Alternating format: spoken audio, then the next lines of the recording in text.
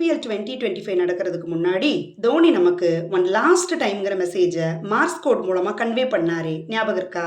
அந்த மார்ஸ் கோடை பற்றி தெரிஞ்சுக்கலாமா? மார்ஸ் கோடுன்னா டாட்ஸ் அண்ட் டேஷஸ் யூஸ் பண்ணி மெசேஜை சென்ட் பண்ணுறது.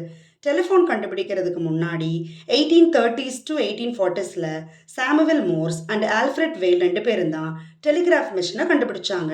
டெலிகிராஃப் மூலமாக மெசேஜை மோர்ஸ் கோட சென்ட் பண்ணி லாங் டிஸ்டன்ஸ் இருக்கிறவங்க கூட கம்யூனிகேட் பண்ணாங்க. லெட்டர்ஸ், நம்பர்ஸ், பஞ்சுவேஷன் மார்க்ஸ் எல்லாத்துக்கும் sequence of dots and dashes Morse கோடில் இருக்குது. டெலிகிராஃப் மூலமாக மெசேஜ் சென்ட் பண்ணும் பொழுது டாட்டுக்கு ஷார்ட் பீப் சவுண்ட் அண்ட் டேஷுக்கு லாங் பீப் சவுண்டாக சென்ட் ஆகும். ரிசீவர் அதை டீகோட் பண்ணி மெசேஜை தெரிஞ்சுக்கலாம். ஓல்டன் டேஸில் ஷிப்பில் எமர்ஜென்சி சிக்னலை மார்ஸ் கோடாக தான் சென்ட் பண்ணுவாங்க. சிக்யூடிங்கிற மார்ஸ் கோடை 1904ல் மார்கனிஸ் வயர்லெஸ் கம்பெனி எமர்ஜென்சி சிக்னலாக இன்ட்ரடியூஸ் பண்ணாங்க. இன் 1912ல் டைட்டானிக் ஷிப் டிசாஸ்டரில் எமர்ஜென்சி சிக்னலை சிக்யூடி அண்ட் எஸ்ஓஎஸ் மார்ஸ் கோட்ஸாக Titanic ship radio operators Jack Phillips and Harold Bride send பண்ணாங்க. எமர்ஜென்சி சிக்னல் கிடைச்சதால தான் நியர்பை ஷிப் கற்பார்த்தியாக அங்கே போய் 700 சர்வைவர்ஸை ரெஸ்கியூ பண்ண முடிஞ்சுது. டிஃப்ரெண்ட் கண்ட்ரீஸ் டிஃப்ரெண்ட் எமர்ஜென்சி சிக்னலை யூஸ் பண்ணும் பொழுது கன்ஃபியூஷன் வரும்.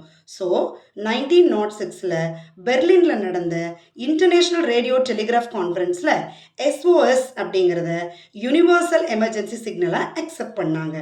சிக்யூடியை யூனிவர்சல் எமர்ஜென்சி சிக்னலாக இன்ட்ரடியூஸ் பண்ணாமல் எஸ்ஓஎஸை யூஸ் பண்ணதுக்கான காரணம், அந்த எஸ்ஓஎஸ் மார்ஸ் கோட் பீப் சவுண்டாக ரிசீவ் ஆகும் பொழுது it is simple and easy to recognise.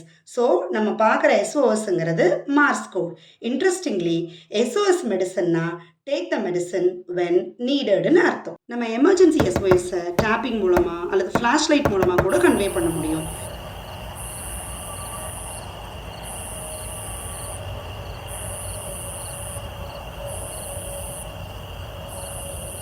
And mobile ஃபோனோட பவர் பட்டனை 3 to 5 டைம்ஸ் ப்ரெஸ் பண்ணுனா within 5 செகண்ட்ஸில் எஸ்ஓஎஸ் அலர்ட் லோக்கல் எமர்ஜென்சி சர்வீஸ்க்கு போயிடும்.